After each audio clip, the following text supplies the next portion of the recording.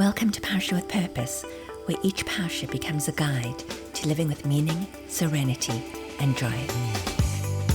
Parsha's Mishpatim opens with the words, Ve'ele ha-mishpatim asher tasim lifnehem, and these are the ordinances that you shall place before them.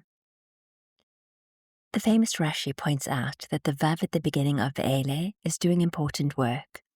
It connects this Parsha directly to last week's Parsha of Matan Torah.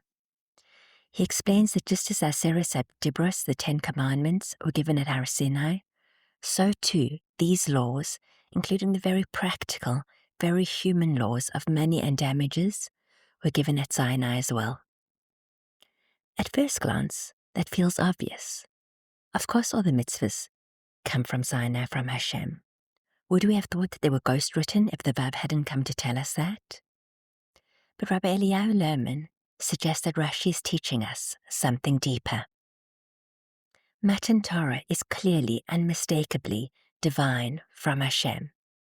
But money matters, loss, harm from others, those are the areas where it's easiest to feel alone, blame oneself for others, or feel that Hashem is out of the picture.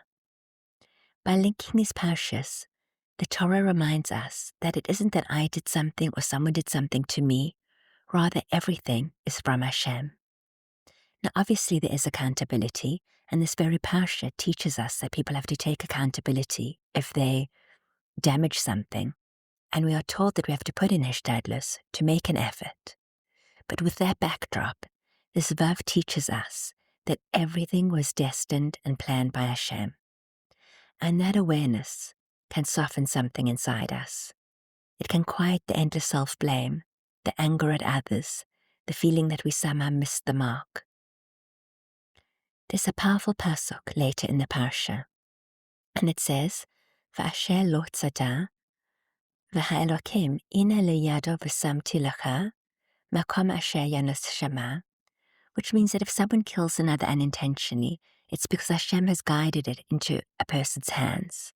And it says that Hashem will give a place for the person to flee. It's talking about the Era Miklat, the cities of refuge, where the person who killed accidentally could run to escape the deceased's avenging relatives. However, Rabbi Lerman reads this differently.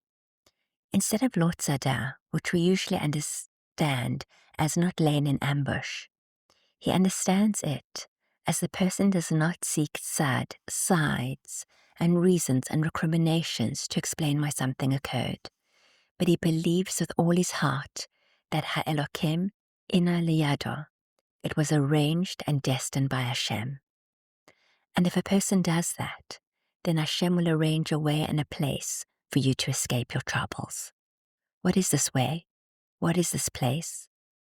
When we stop desperately hunting for someone to blame or a narrative that will make it all neat and manageable, and instead allow ourselves to trust that Hashem is present, even here, because it is all from Hashem, something shifts.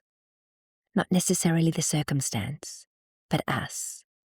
With this understanding, Hashem provides a place, not always an escape from the challenge, but a place of refuge within it, the refuge that comes from emunah, of knowing that everything that happens is for a reason and for our ultimate blessed.